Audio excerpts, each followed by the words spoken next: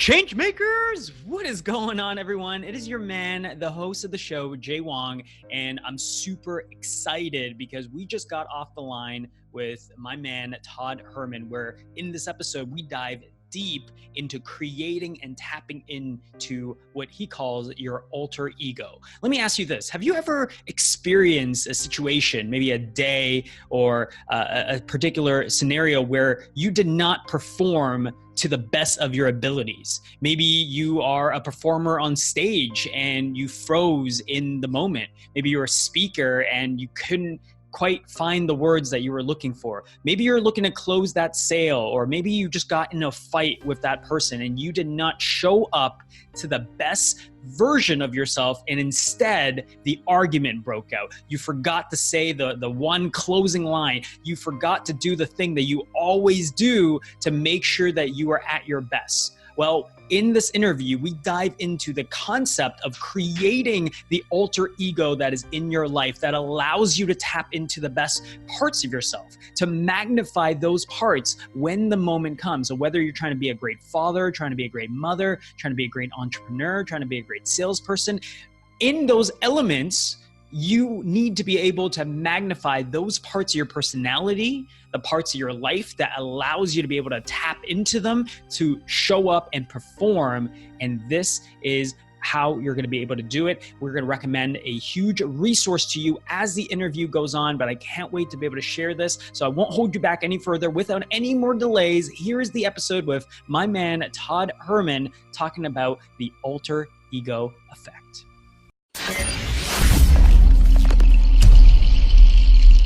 All right. We got Mr. Todd Herman with us. And Todd, last time you were here, we already kind of built up, some of the foundational, sides of your story. And we even got a little bit into the alter ego. And so I'm super excited for this because I feel like it's a perfect, almost like part 2 of the interview. And obviously we're here to celebrate, your book launch, but also, this amazing book that's hit, multiple, best-selling category on, every known category on Amazon, also Wall Street best-selling journal. But the book is The Alter Ego Effect, The Power of Secret Identities to Transform Your Life.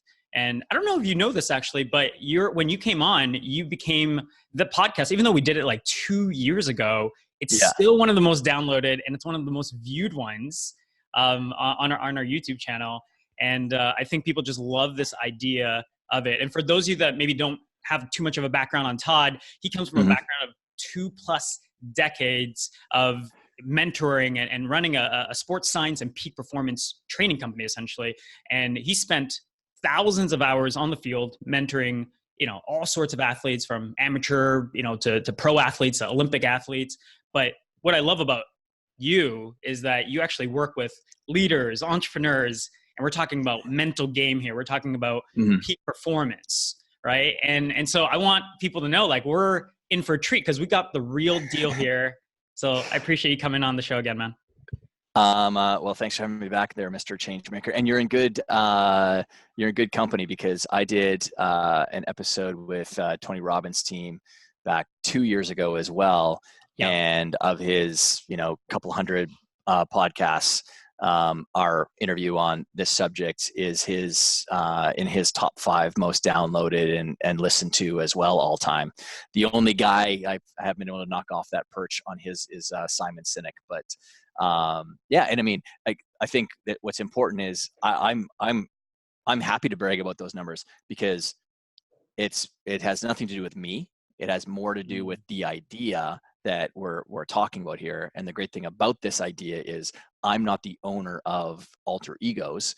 I've definitely codified the process, with working with so many people so that we can get a predictable, consistent result using the innate power that every single person has already played with, which is, we've all used an alter ego at some point in time of our life, because that's just a part of it's built into the human psyche. It's built into our human consciousness. It's built into the creative imagination that we use all the time, because we played with these ideas when we were a young kid on our front driveway when we were pretending to be our favorite basketball player or the superstar hockey player or, soccer player if we were out on the grass when we were, pretending, and we do this all the time to just try on a new idea. Like, what could I do if I didn't have whatever you think your limitations are that you're carrying around with you, whatever the narrative is, or when we were kids and we were jumping off of our sofa onto the ground and jumping over some sort of obstacles, and we were pretending to be Superman or Batman or Wonder Woman or Black Panther nowadays.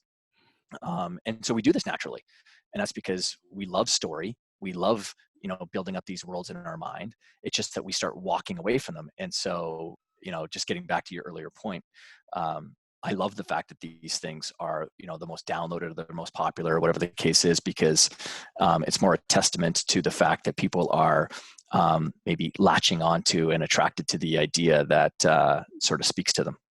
Yeah. Well, I just remember even this from the last interview, right? Where, I guess one of the preliminary questions is like, well, when you first hear the word alter ego or secret identities, you're like, oh, that's super interesting. Like, how do I do that?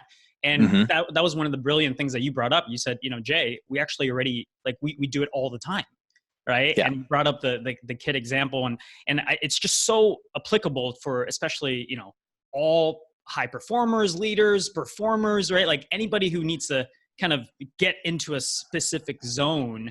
I think you can apply some of these principles.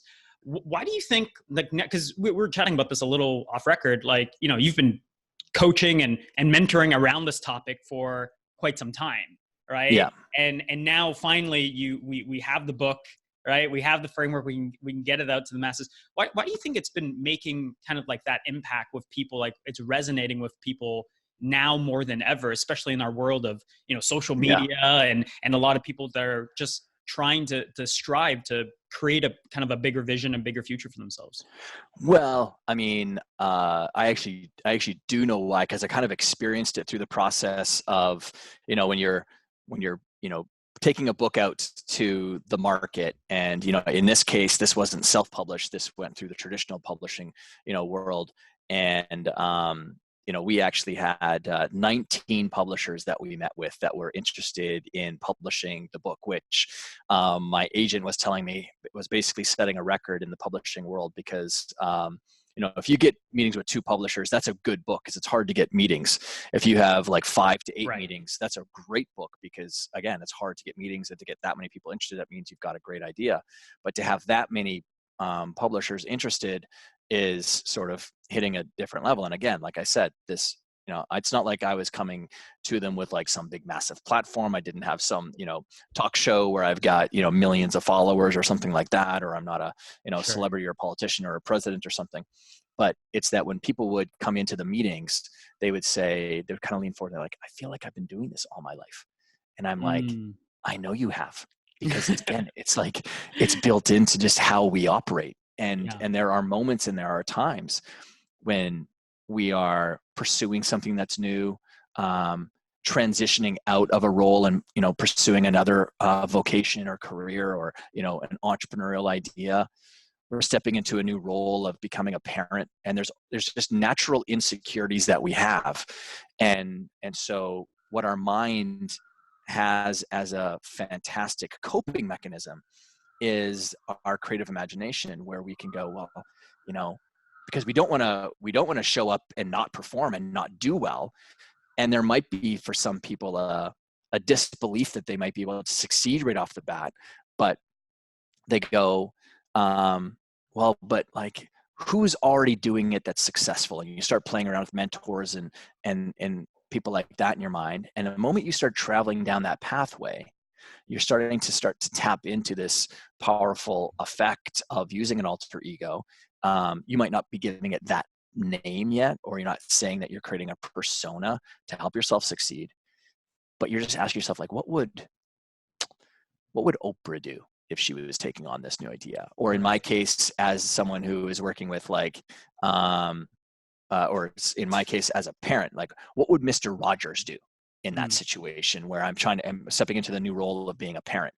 And so to that point that you're saying about why it's catching on is, it's just tapping into an existing meme that people understand.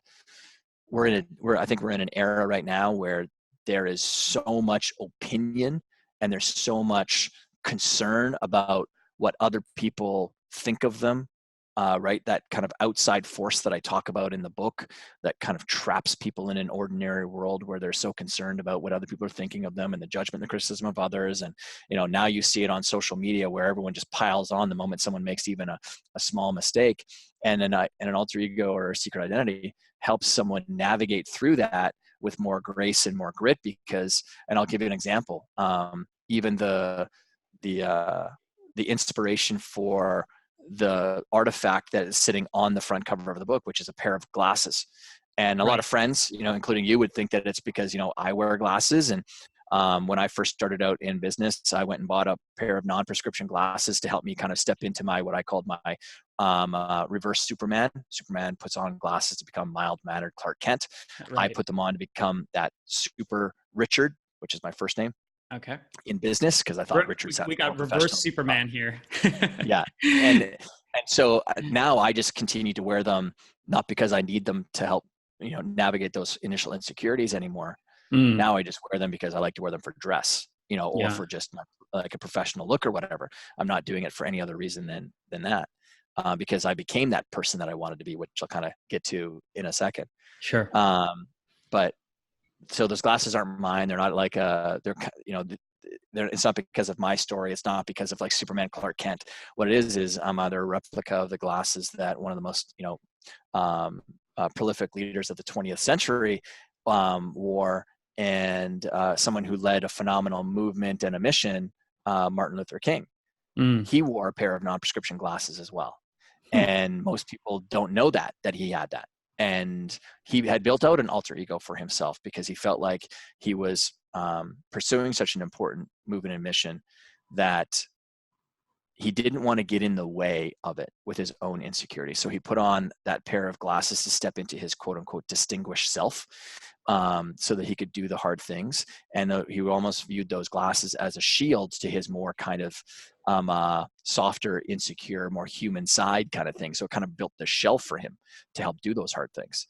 And so I think that idea of tapping into an alter ego for many people helps them navigate those insecurities that they might have nowadays.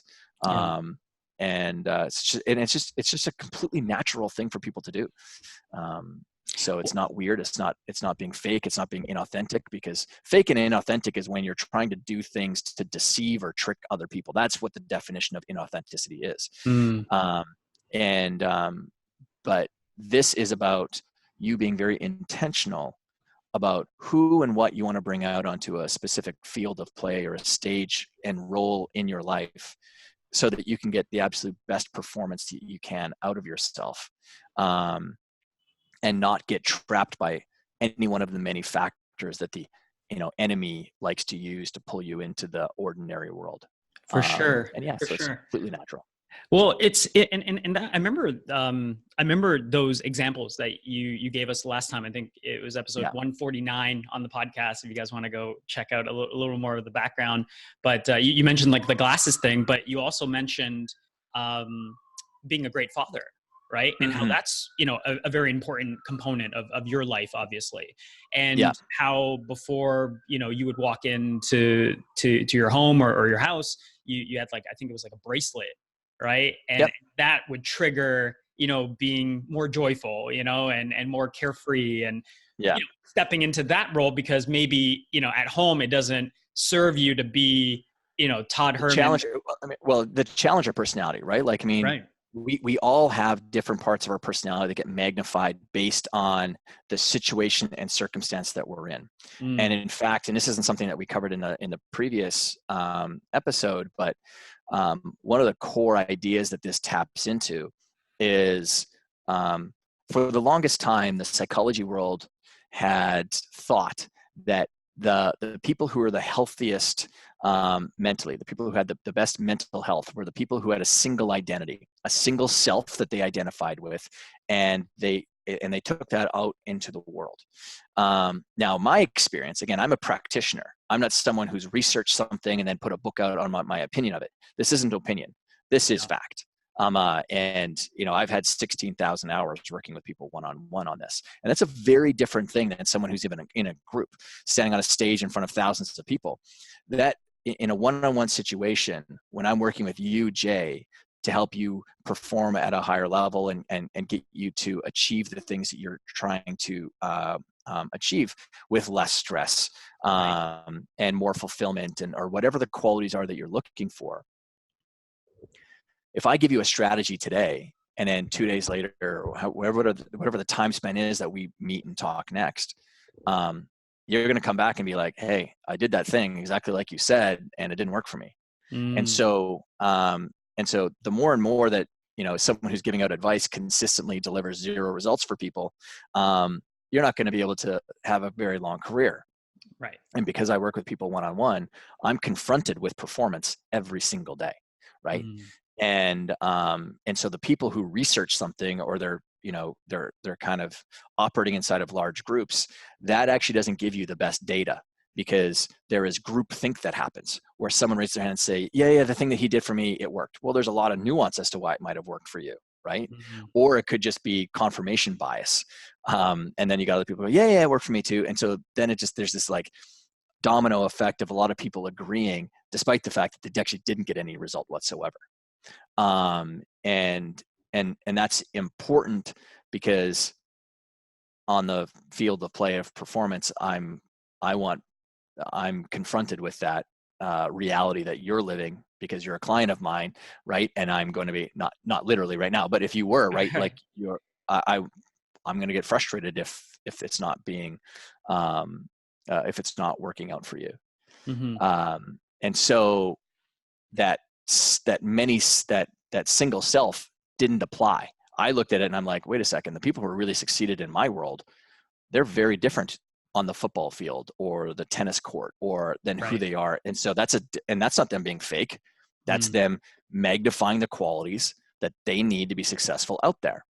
And the people who struggled in athletics that I would find would be the ones who didn't leave elements of their identity of them, or elements of themselves, off onto the sidelines, and they would bring it onto the court, and they would muddy that area. A good example, like I talk about in the book, is this lady Rachel, who was one of the top tennis players in the world. And again, in the book, I change almost everybody's name in the book to save my clients and their and keep things private, as they should be. But Rachel was the classic. She would dominate right off the beginning, and then she would allow her opponents to get back in the game with her. Well, why was that? Well, it didn't occur to me until a few weeks into us working as to why that was. I was trying to unpack why that was happening. And it's because at her core, she really values fairness and justice. And when she was out there on the court, if she's beating someone badly, she would start to feel bad for them. And then she would start to take her foot off the pedal, or the gas pedal, so to speak, and allow that person to come back into the game. And the most dangerous thing in sport is momentum. When you give someone momentum, it begets confidence, and confidence begets certainty. And that is like a very dangerous thing, because now someone who's an average player has now brought themselves up to the level of someone who's a higher performer. And now she could beat Rachel. So we wanted to unpack that part of her, leave it on the sidelines, and say, no. This self that you bring out onto this court does not care about fairness. That doesn't mean sportsmanship. That means, you are actually doing someone a massive disservice if you don't beat them as badly as you can, because you're robbing them of closing the feedback loop of how good they actually are. Because if me personally, if someone whoops my butt in any sort of sport or in anything, that's going to motivate me to get back into the gym, work harder, get back onto the court, and hit more balls, get a better coach, whatever the case is. And so it's actually you being very unfair to that other person. So you can reverse it with them. But anyways, that's what we did. And so that kind of alter ego identity that she brought on the court, because maybe for the first little bit, she just had a tough time untethering herself from fairness. But then in the future, it was easier for her because she was channeling someone and something else. But that idea of many selves is now one of the fastest growing areas of research in psychology, because now they flipped the script. it's the people who are the healthiest, have the healthiest, the people with the best mental health are the ones who see themselves as having many selves, multiple selves on many fields of play of life. And so for me going home, I have a challenger personality in business. I mean, it comes across fairly easily. That Right. doesn't mean that that doesn't come, but it's not coming from a place of like, say, like arrogance or anything like that. It's that's literally what I'm hired to do, is to challenge people through the process of making change happen. Um, and now when I go home, is that what my kids want? They don't want challenger personality to show up. They want, the more caring and the more playful and fun, and get down on the floor and play with them type of dad. And all that's living inside of me. I mean, absolutely that is, because I just view human beings as having this core self where all this possibility sits. Like there's many different ways that you can express yourself. And so, but it was difficult for me to kind of untether myself from this challenger personality, because again, it makes sense. 8 to 10 hours of my day, I am acting through that for other people. To then go home and turn that off was difficult. So the tool that I used to help channel this new self, because I'm a newish dad, my oldest is only 6, Right. was Mr. Rogers. And I used Mm. the totem of a bracelet that my daughter made me. So when I walk through the door, sitting on a hook, I grab that bracelet, put it on, and that's me sort of just really activating that more gentle self, which is sitting on the opposite spectrum of challenger personality. And now I can show up as this, other self, so that I perform, which isn't about acting, which is about is about, we all act and behave in a certain way in order to get results. Well, if you're not happy with the results that you're getting, that means the performance that you're putting on right now, the way that you're showing up, isn't serving that ultimate result that you're looking for. Well, if you have a tough time seeing yourself as being able to change, then that's where an alter ego or a secret identity, something that's built into your operating system already, is there to help you navigate that. Yeah. And I hope people are understanding and seeing why this is such an impactful idea to play around with, and really one for you to deploy. And I just want to encourage everyone, just right off the top, if you haven't picked up a copy of The Alter Ego Effect, please be sure to do that even as we're going through this interview. Because, for me, full transparency, we're picking up a bulk order for tons of our students in our mastermind, but also tons of our new ones. So if you enroll down the line, we could kind of get that conversation going, because we're helping people to go into a new area, take on a new identity in terms of creating a podcast or creating content out there. And I think it's just so impactful.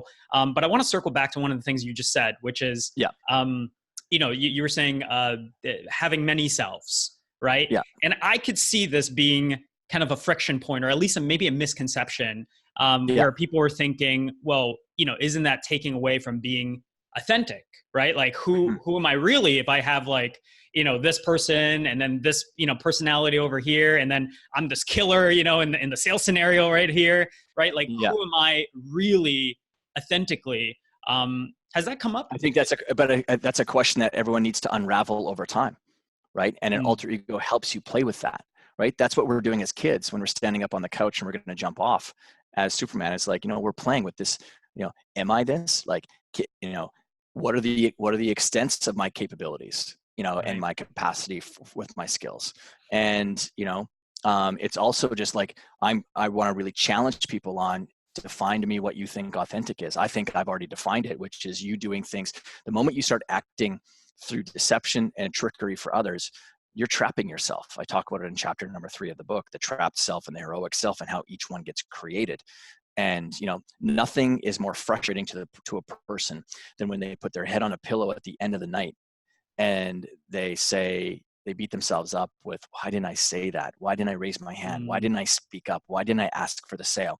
Why didn't I ask that question with that person that I was interviewing on my podcast, but I was too scared of, whatever. That's you operating from a trapped self, right? And that's because you're very unclear about who you want to be showing up as an identity on that field of play that's going to help you win, right? Like with me starting out in business, I was so insecure. I lacked the confidence. of getting myself out there. I was worried about what other people were going to think of me because I'm 21, and who's going to listen to a 21-year-old kid who looks like he's 12 standing on a stage talking about mental toughness when I don't have 7 degrees. I haven't been working with Olympic athletes yet for 16 years. Like, again, we build up this story of what we think success looks like, and we create these rules and that we need to live under, and they trap you. And so me going out and tapping into that, Super Richard, and leveraging the idea of Superman, and then the qualities of a bunch of other mentors that I had in my own mind, helped me navigate that and get out of my own way, and do what I talk about in the book, which is it sidesteps the rumbling herd of elephants of resistance coming at you. And the force that's a force, and whatever sits behind resistance for some people, which is personal trauma, it's like imposter syndrome, it's tribal narratives, like things like my family has never been an entrepreneur, so why would I be? That's a tribal narrative. It's a sinister little puppet string that sits below the unconscious that determines a lot of people's success. It's pretty much like the story you tell yourself, right? About what you can do and what you cannot do. And I know in the book you talk about enemy and hidden forces, right? So is that what you mean? Like resistance in terms of people exactly. stepping into that best version?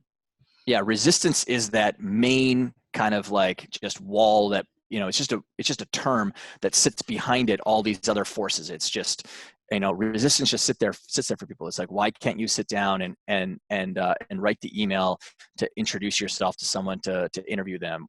Well, resistance is there because you're concerned about rejection, saving face, or being perfect, or whatever the case, whatever it is for people.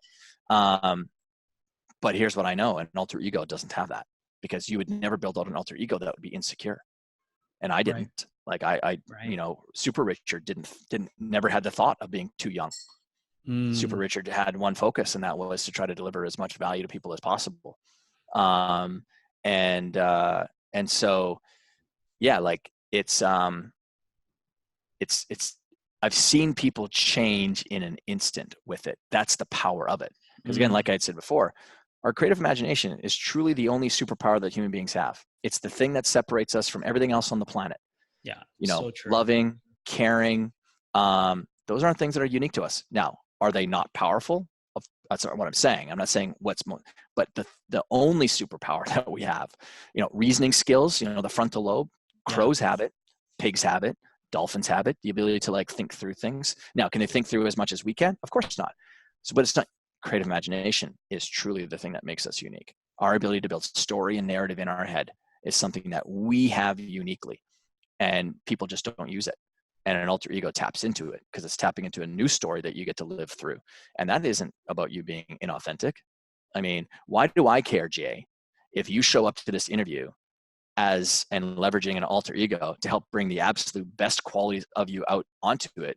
I don't care if in your head right now you're thinking that you're Larry King, or if you're Oprah Winfrey, or if you're, and that's my experience of you is only this interaction, right? Yeah. And so, I just challenge people all the time is like, listen, the most inauthentic version of you is when you could have done something and you didn't.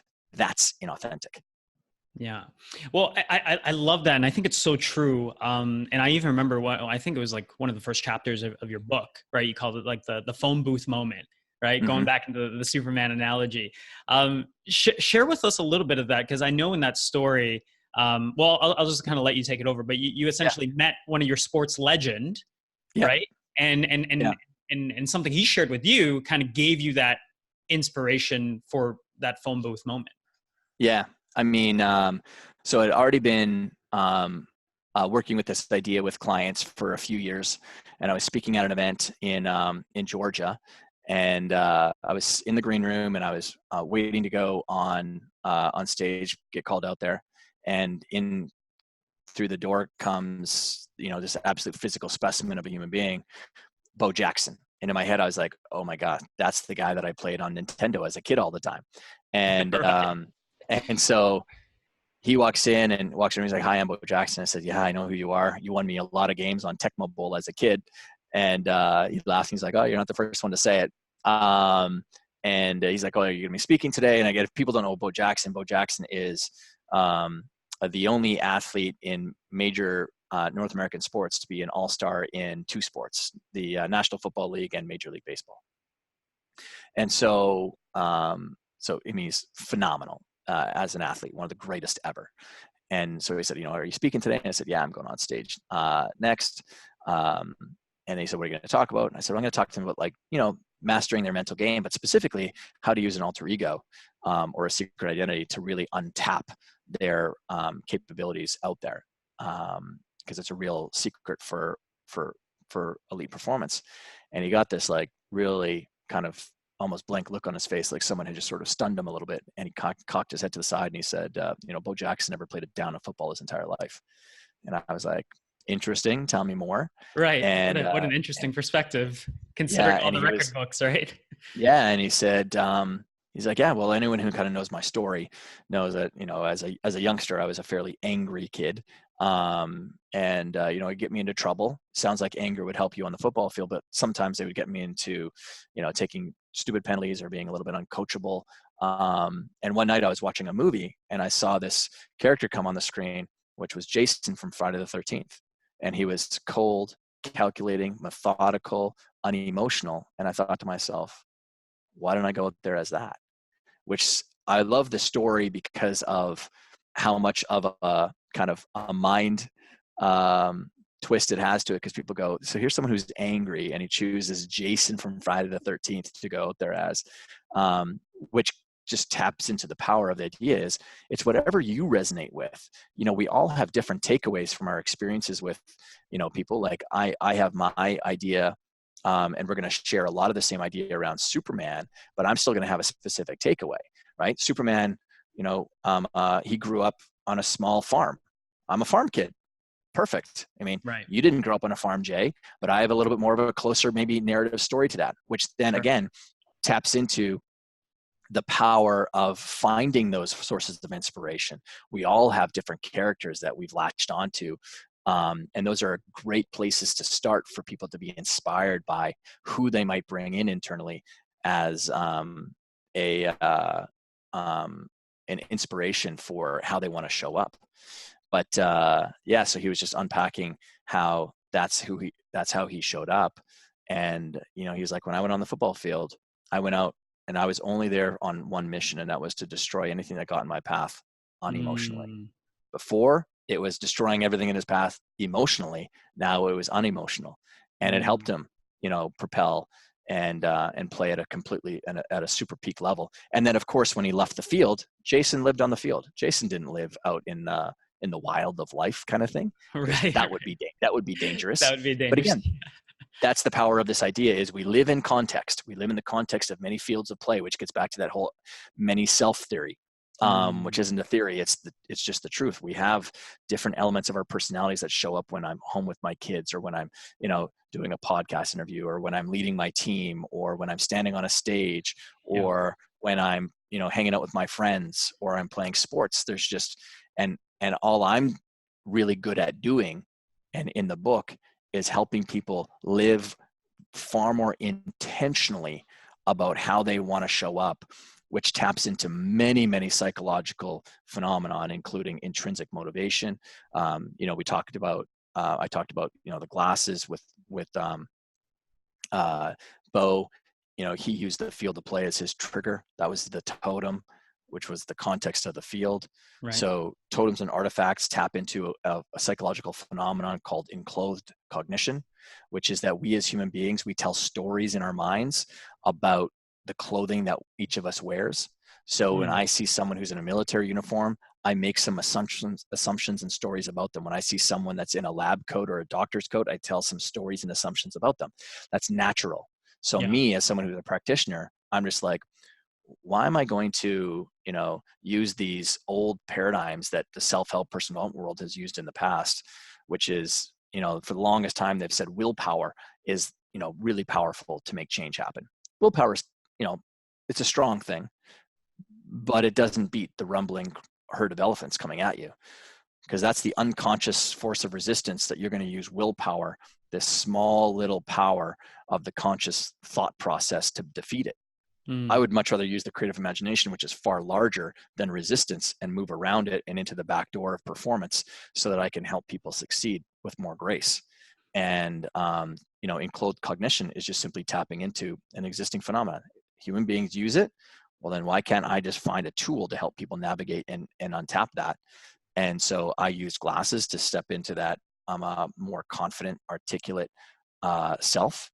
And there's a great study that was done at the Kellogg School of Management around this idea, where they brought in a bunch of students and they asked them to look at a word puzzle where it has the word of a color, but then the word is colored in a different color. So it's the word yellow spelled out, but then it's done in red. Okay. So, but you still have And to say it's yellow, or? exactly. So I got to say it's yellow because the brain processes color before the word itself.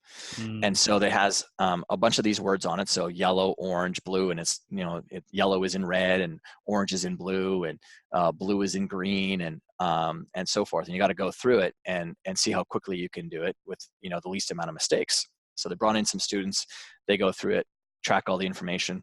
Then they bring in another group. This time they hand them a white coat to put on and they tell them it's a painter's coat. They do the test. Then they bring in another group and hand them the same white coat, but this time they tell them it's a doctor's coat or a lab coat, and they do the test. Now, the people who wore the lab coat or doctor's coat did it in less than half the time and made less than half the mistakes as the other group. Wow. Why? Because we as human beings, they have enclosed themselves in the cognitive traits of someone who is a doctor or a lab technician. Well, what are the assumptions and the narratives and the stories that we tell about people who wear lab coats and doctor's coats? They're careful, they're methodical, they're detail-oriented. All qualities that would help them do what? The task that's up there that they're tested against. Be careful, be methodical, be detailed. That helps them win, okay? Now, so again, context mattered there.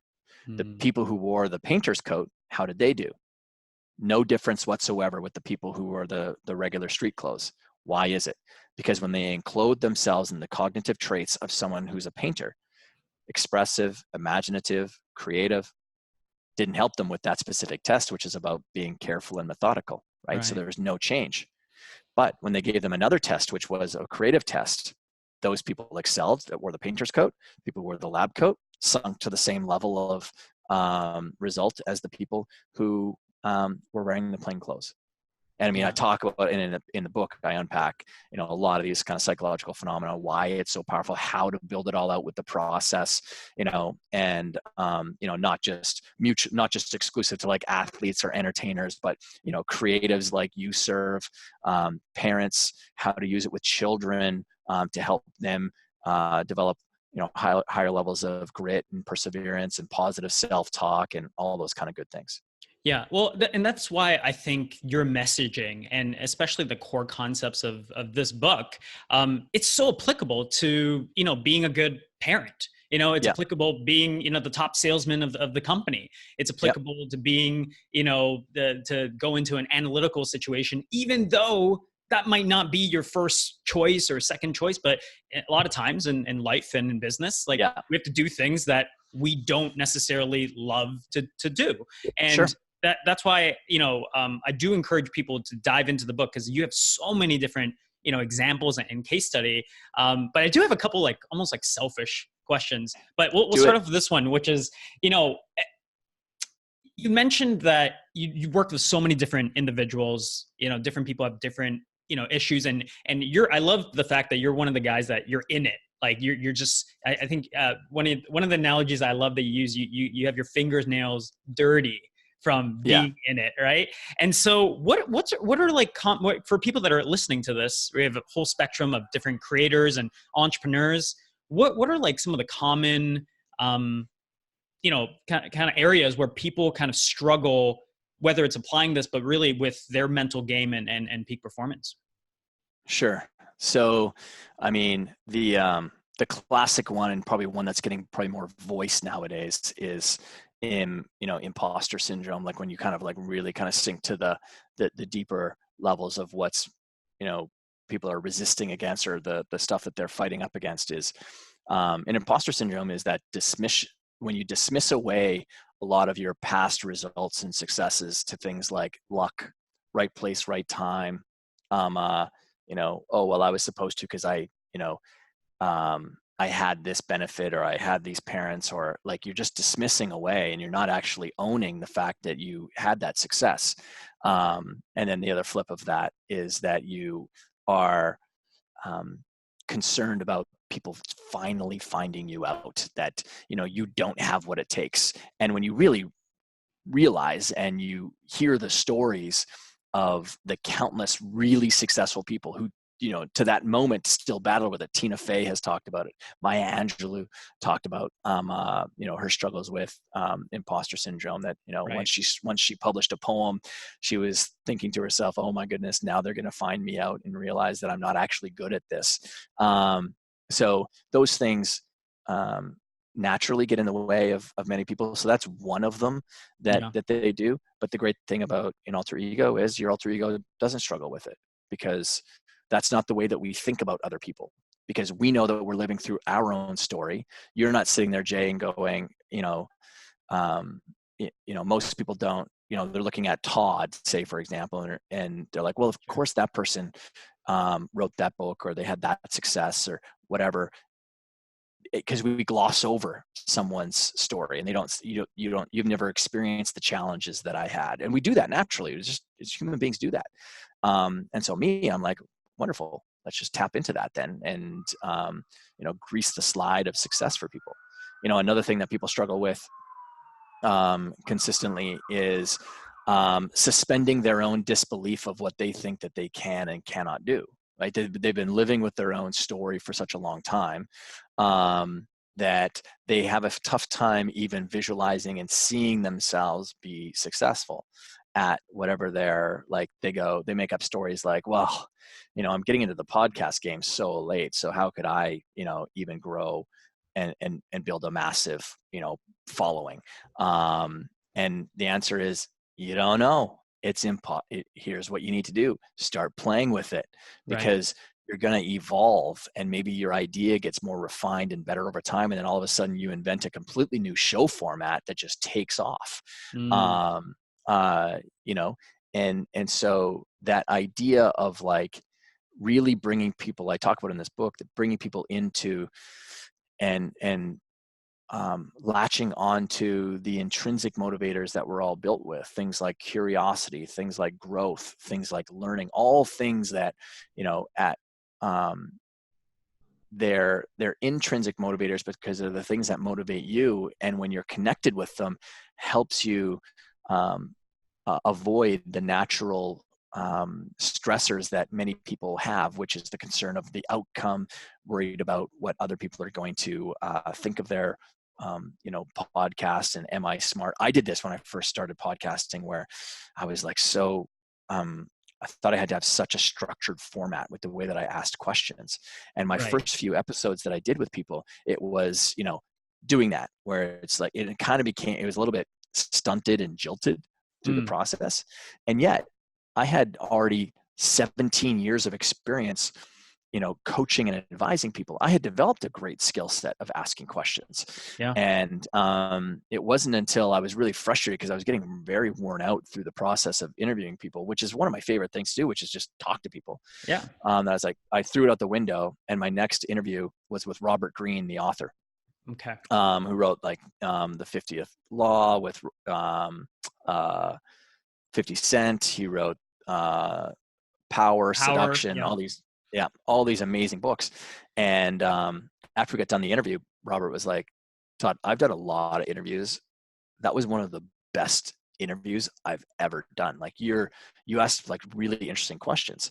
And where my questions came from is, as a coach, what I'm paying attention to is, I'm listening to your choice of words more than I'm ever listening to your sentence, because Mm, your choice of word is a window into your attitude towards something, your paradigm, your context. And so, he had said something, and I'm going to forget what it is, but I said, Robert, I just want to go back to something. You had just mentioned, this experience. But what I find interesting is you used this word. Why did you use that word to describe that situation? And he was like, and it kind of brought us into like a deeper level. yeah. And then I was like, oh, okay, that's the magic. But my point is I was coming at it from worried about, the listener and their experience and making sure I was coming across as like a good interviewer, as opposed to just trusting the skills of curiosity that I naturally had. Mm. And now, for me to go into those other interviews, I was far more, intrinsically motivated of just like discovering and again, discovery is an intrinsic motivator. So if you're on this call with me and you're interviewing me, which you are, of course, it's like, discovering more. It's like just being so curious. And the best interviewers are the ones who are super curious. Yeah. Yeah. And you're super spot on because your experience is not uncommon, right? And Yeah. someone, tries a new thing, whether it's a YouTube show or a Yeah. podcast or what have you. And in their mind, there's kind of, Ira Glass, this Yeah. concept, the gap, right? Like a Yeah. lot of times people get started because they feel like they have a high level of, they understand what looks good or what would feel Yeah. good. But then when you start, just because you've never done it, the simple fact that you've never done it, like you feel like you're projecting what it needs to be. And, we always say that, having, like, for example, having a podcast, it's not just about you becoming the voice for whatever your little niche is, right? Let's say health and wellness. You're becoming the voice for health, right? Or real estate. You're becoming the voice of real estate. But this process is about you discovering your voice, right? Yeah. And you discovering the best parts of you to bring out and to be curious on, and it's funny because before I came on here, I was like, because I knew we were talking about this, I was like, what are the best like broadcasters and interviewers? Like, what do they like? What do they do? Yeah. Like, who can I project, to extract, to really showcase this idea? Because I just think it's so important, that Yeah. And again, that's even like, even in that context, it's like, you're not even trying to project that person. It's like, you're trying to intrinsically own the qualities that person has, right? It's like Kobe Bryant, when I talk about, him in the Black Mamba in the book, and I talk about, how he came to the Black Mamba, why he got to using an alter ego. And there's, for him, he was going through an extremely difficult time in his life, and he needed to show up in a different way now. And, he knows more about a Black Mamba snake than probably Black Mamba biologists do now. I mean, he really got into understanding that animal. And so that's kind of what I talk about in the book, is like, when you're going out and you're finding those superpowers, whether you already know what they are that you want to start exhibiting, or you're being influenced by someone or something else, learn as much as you possibly can about that person or that thing.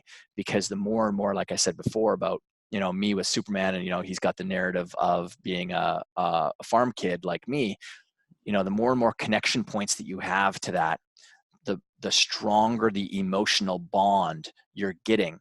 And when the stronger the emotional bond that you have with that, ideal persona, that alter ego, the higher the likelihood is that you're going to start acting through those qualities. Because, the bridge between thought and action is emotion.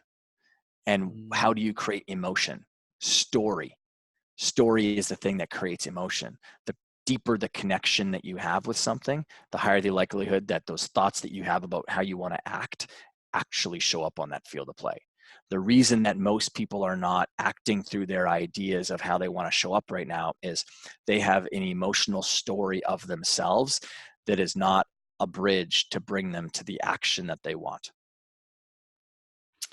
Todd, I feel like I can talk with you for hours and hours because this is just, it's a fascinating topic, and always to hear you dive into it.